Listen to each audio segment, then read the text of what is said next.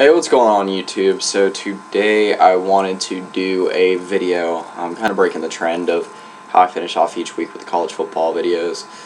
So yesterday I did the 30 best fan bases in all of college football, so that was just kind of a fun video to do just to kind of get my opinion off, share what I think are the best fan bases in college football, kind of do a new type of video that not a whole lot of people have done.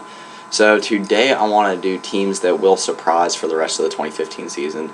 So these are pretty honest predictions. These are teams that I really think will come through a lot stronger in the second half, or I wouldn't really say second half, but the rest of the season compared to the first 4 weeks. So start with my first team.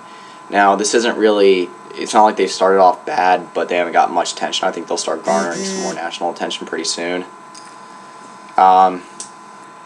But again, a team I've been high on all season, Navy.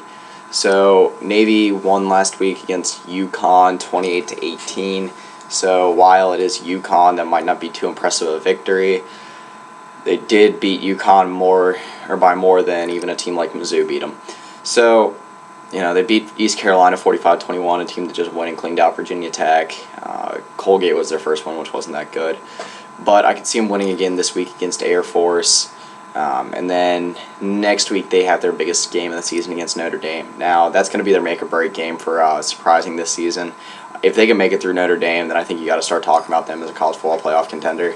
I mean, yeah, it's hard to look at a non-Power 5 team in the college football playoff, but when you beat a team like Notre Dame, especially if Notre Dame wins this week, then that will insert themselves in the college football playoff. And then if Navy's able to clean them out, then you know, really all they got left is, I'd say, Memphis and Houston after that, and if they're able to win those games, they're probably going to go undefeated. So, move on to my next one, which is Memphis. So, I'd say it'd be, on this list, it's either going to be Memphis or Navy that surprises the most, obviously. Not both of them can go undefeated in the AAC since they do play each other. But Memphis, again, has another season-defining game in a couple weeks against Ole Miss. So I believe that is 2 weeks from Saturday. They are undefeated currently. Not really any, aside from, never mind. So 2 big wins in the recent weeks, Bowling Green and Cincinnati. So Bowling Green has proved to be actually a pretty good team. They beat Maryland by quite a bit. They do have a very good quarterback in Matt Johnson. And then Cincinnati, one of the top contenders in the AAC right now, so they do have a pretty easy game against South Florida tonight, actually. And then 2 weeks from tomorrow, they have their biggest game of the season against Ole Miss.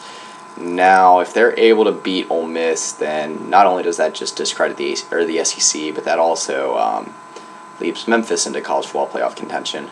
So Memphis, Navy, very much in the same boat where, you know, they really only got maybe 2 or 3 tough games, like not even that tough, just, you know, games they need to make sure they don't overlook after these big top 10 games that both teams play. So move on to my third team. Now I'm going to be called I don't know if I'm going to be called, like, thought of as kind of a homer, stupid, whatever by a lot of people's minds, in a lot of people's minds for saying this, but I think Tennessee is going to have a big second half of the season. I think they proved this year that while they still can't win games when they're close, like, it's unbelievable how they've lost these last 2 games, but or lost 2 of their last 3 against OU and Florida, but I do think they're going to come through better in the second half of the season. They might, I mean, obviously they're still going to lose some games. I think they'll still lose 1 or 2 more games, but I do think they'll compete in the SEC East for the first time in a long time. Do think they're going to beat Arkansas this week. Georgia's going to be a tough game. Alabama, I'd say they're going to lose both those games, but I think they'll be able to clean out the rest of their schedule. Teams like South Carolina, while South Carolina is putting it together a little bit better than they were looking with Connor Mitch, I still don't think they're going to be able to beat Tennessee at home. And then Mizzou obviously doesn't look near as good as they were supposed to be. Losing to Kentucky last week and then playing so close to a team like UConn. Playing close to Southeast Missouri State. Just not a good year for Mizzou so far. And those were the two, or I think those were the 2 closest contenders in the SEC East besides Georgia and Florida. So move on to my fourth team that will surprise, and that is Stanford. So Stanford has already surprised by beating a team like USC, but I think a lot of people are still overlooking them in the Pac-12. All the focus right now in the Pac-12 is on Utah and UCLA for good reason. They both had big weekends last weekend, but the Pac-12 North really doesn't have any focus on them right now besides how bad Oregon played last week. So I believe the Pac-12 North is down to 2 contenders at this point. Just watching Oregon last week, I don't think they'll be able to rattle off another Pac-12 North division title.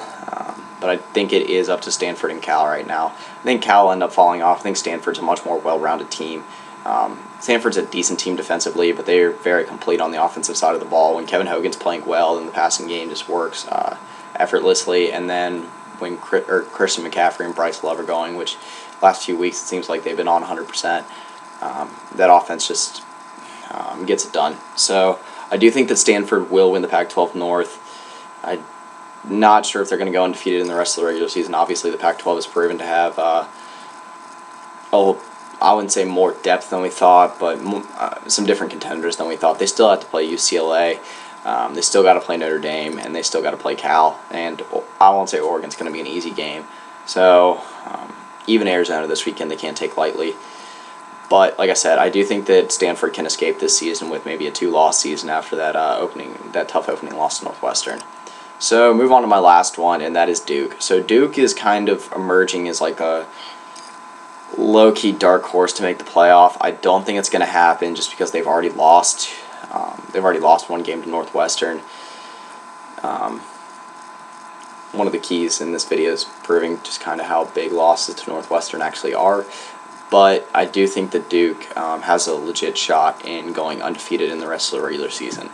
Now they do have, I'd say, kind of tough games. I mean, UNC is always going to be a tough game for them just because of the rivalry, and UNC is proving to actually be decent after that loss to South Carolina. They still have to go and play Miami. Now Miami is in a little bit of turmoil right now. Al Golden doesn't look like he'll be able to last much longer at Miami. And Duke still has to go and play Virginia Tech, which has kind of been a thorn in Duke's side for a little while now. So I do think that Duke is the current favorite to win that division after beating Georgia Tech. Going through the schedule, it looks like really their toughest games, maybe game against Pitt would be a little bit tough too, but they definitely have a very, very legit shot in going undefeated in the rest of the regular season, winning their I believe the Coastal Division. Yes, Coastal Division in the ACC. And, if they're able to beat a team like Florida State or Clemson in the ACC title game, then I think that gives them at least, or that they deserve at least a look for the college football playoff. Weird to think of Duke in the college football playoff, but I think a lot of people need to start looking towards that direction. So those are my teams that will surprise for the rest of the regular season. Like I said, not all these teams are really none of these teams are looked down upon right now, maybe aside from Tennessee.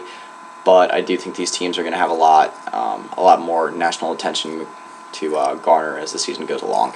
So yeah, that's pretty much it. See ya.